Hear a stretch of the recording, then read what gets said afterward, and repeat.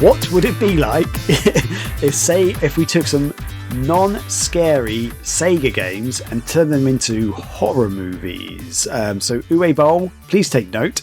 And let's kick it off with... God damn it. What? Uwe Boll, just him. Uwe, whatever. Uwe Boll. Sorry, Uwe Boll. I don't know. It doesn't matter. He's terrible. I say U Bowl, and then people said it's Uwe Boll, and then Uwe Boll. I don't know. One of those three. I'm a Mary Bola. So, Ebola. Uwe Boll, take note. Scotty, the Vampire Slayer. What is your... Actually, I was going to say one thing before you both start. Both of the things you've chosen are things I was thinking of choosing. And that's cool. So I genuinely was like, I might like... For Chris's one, that was the first thing I was going to, but then you put your stuff down first on the outlines. Like, okay, I'm going to change it. And I thought of your one, Scotty, but I didn't do it. I went for a different one. But yeah, I was like, those are the only three games that came into my head were the ones that are on this list. So yeah. Anyway, Scotty, carry on. Choo Choo Rocket. Woohoo! Choo Choo Rocket's a puzzle game for Dreamcast. Single player chill, multiplayer frenetic insanity. So with that, you have the cats, the kappas, the big orange things you're trying to throw into the rockets, and the mice you're trying to put the mice in the rockets to rescue them from the cats. This might have just messed up my idea entirely now that I realize that. But anyway, so my idea for this is the choo-choos show up on Earth, and some kids find them. Wacky hijinks. Aww. And the choo-choos are cute and adorable and they're fun, but the kappas follow the choo-choos to Earth and they land as well, and they're like, oh man, Earth has a lot of great resources we can use, and we love to snack on these cute little delicious choo-choos. So they start killing people, humans, one by one, slowly. I mean, they're weird-sized, probably cat-sized, weird-looking things. I don't know why I'm still holding this up. So anyway... So the kids realize what's going on. Nobody else believes them because the kappas are disguised as regular-looking cats, but they're really alien cats that are killing everyone. And the mice, nobody cares about mice. But they realize they can't kill the kappas. For some reason, I haven't figured this out yet. I'll have to talk to my producers. That the cats are somehow invincible, or at least to whatever we can do. So the only other option is to get them back in their rocket ships and launch them back into space, maybe towards the sun or something. And so the children have to figure that out and save humanity and the choo-choos and get rid. I realize this might be the plot to Critters. I've not seen a single Critters movie, but that's my idea. Save the world. I love it. That's. Do we want to workshop this? Anyone have any ideas to throw into that at all, or is that just ridiculous? Do we somehow get the arrows from the game into it, or is that just too much? I mean, I guess they could try. They would have to lead the cats in there some way, shape, or form. Maybe it's like how a raging bull is triggered by the movement of the cape. Maybe somehow the kappas are triggered to arrows and like have to blindly follow them or something. I don't know. Yeah, have the apex of the movie where it's like you all get them outside. And then all the kids are finding like one-way street signs, and then like have them going in a circle. And I was like, okay, we can buy enough time. Get the rocket ready. That is great. I just had another thought, which might put your whole movie on its head, but keeping more in line with the video game. Rather than getting the cats into a rocket, you get the mice back into a rocket, the choo-choos. So the kids, because the kids can't kill the cats can't be killed. They might get flattened or something, but they get back up again. You can't kill them. So the kids realize their only food source are the choo-choos. So they send the choo-choos back up in the rockets, and then the cats, the space cats, all die because they're not getting fed. Or they eat the kids. That's just the worst. Oh yeah, you said they ate kids, didn't you? God damn it! They're still all the kids get in the spaceship as well. Okay, you go back to your kids in the spaceship. I don't know. Wait, did you say throw the kids in the spaceship towards the sun? Why not? Yeah, launch the children into the sun. I was trying to think there could be a way to. It's sad because they have to. The mice have to leave the Earth, and the kids are sad because the mice have gone. But that's the only way to kill the cats. But if the cats are eating humans as well now, then yeah, maybe not so good. Yeah, Okay, I thought you were gonna say with putting the choo-choos in the rockets. I thought you were saying they're sacrificing themselves because then they'll launch the cats to follow the mice or into the same rockets as the mice. That's what I thought you were going with. No. I was trying to say that they'd leave the Earth, and then the cats have nothing left to eat. So that's the only way to kill the cats. They then have no food source. But yeah. Oh dear. Okay. What a hilarious misunderstanding. Interesting. All possibilities. All great. We'll all refer to the storyboard for this later on, I'm sure. Nice. That's me, though. Okay. Anti-Chris, anything to add there, or do you want to go on with your bad boy? I added my 2 cents with the with the signs. Oh wait, one question: should we come up with titles for these movies at all, or if you want? I would have just kept mine. As I don't know. Yeah, Choo Choo Rocket. I guess it could still just stay as that, or like Choo Choo Rocket to hell. No, I have no idea. Send me to hell. Shoot me to the sun. Rocket me to hell. Cat meal. Space mice. I don't know. Graham, what happened? What are you doing? He's just looking at I forgot he has Bluetooth. He's fancy. Sorry. Yeah, I'm still listening. I was trying to look for my game that I'm going to talk about, but I can't find it on the shelf. I think it's at my parents' house.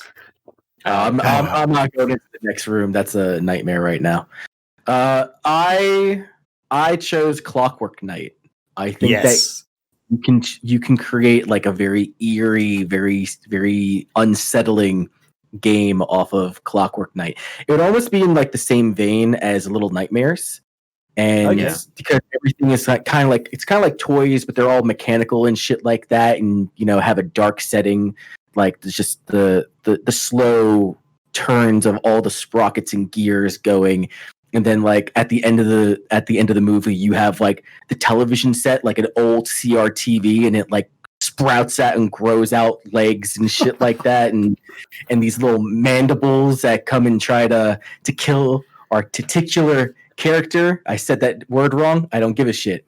But I mean, like you could do something like the whole premise of the story. Like the game is supposed to be like a 2D platformer in the same vein as like Sonic the Hedgehog. I mean, it's obviously slower, but I mean, like it's a side scroller. So like you can do pretty much anything that you want with it. The premise of the game is like you have to go find your girlfriend or the princess. Got to go save her because she's been kidnapped and shit like that.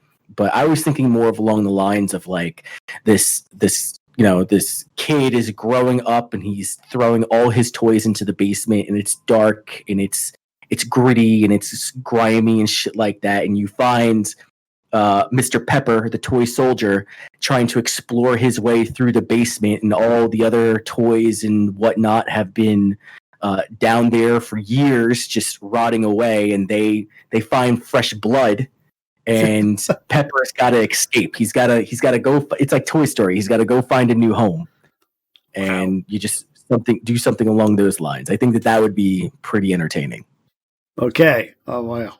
So the toys won't be revolting against like the humans or anything. They'll just be a horror in their little world almost. As it were. Exactly. Okay.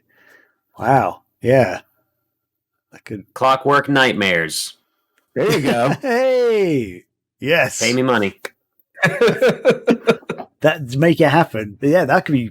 I can imagine that being pretty fun, actually. Wow, that sounds cool. I've got nothing else to add to it, though. Unfortunately, yeah. But that was one game fleshed out. Yeah, fleshed out. Something. You got a thing in there. Like, yeah, do it. Make it happen. Hell yeah. You got a thing in there. So the game I'm choosing is Burning Rangers on the Sega Saturn. Which, if you don't know, it's a game where it's a 3D. Third-person 3D game where you're basically futuristic firefighters putting out fires, saving people and stuff. But my idea for this, I think it could translate quite well into almost like an Alien-esque style sci-fi horror. And you still got a group of futuristic firefighters. There's a couple of new hotshot rookies on the team.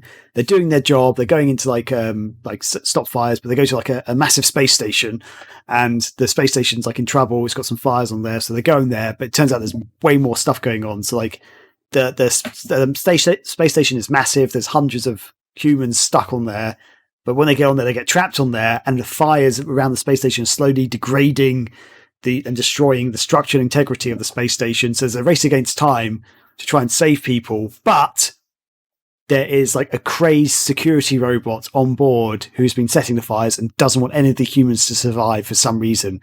So the robot is hunting down the firefighters and trying to stop them all from escaping.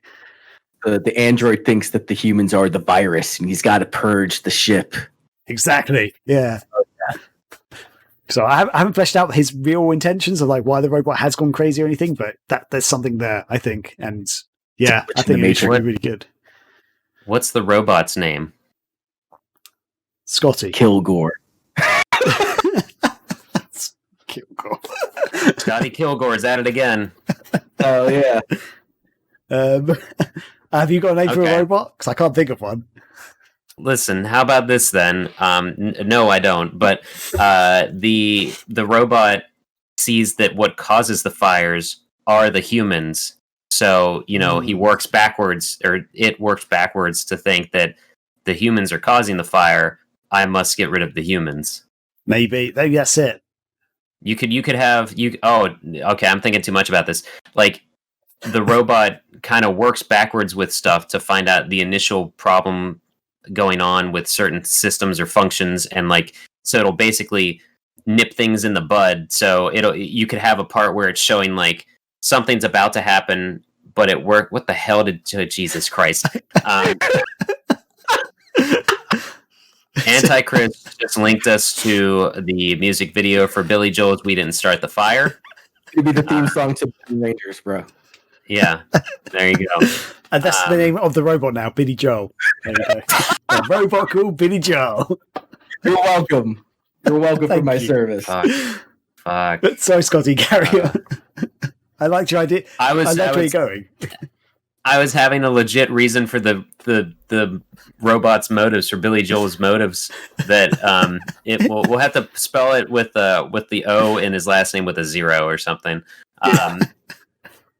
But you'll see that it works backwards to solve problems. Like something gets, I don't know, there's a virus in something, so it's like, oh, this happened earlier, and then you'll see a way that the robot skips a step to prevent something from happening, and someone's like, why did you do that? And the robot gives its explanation, and the human's like, oh yeah, that's a really good, that's very efficient. You solved the problem before it even happened, like almost Minority Report garbage. But yeah. So that could be is that so many fires happen, and then eventually the robot looks at, you see it examining security footage or something like that, and it realizes so every time it fixes something that says source of error or whatever, and then eventually it'll say source of error, ship crew, or something like that.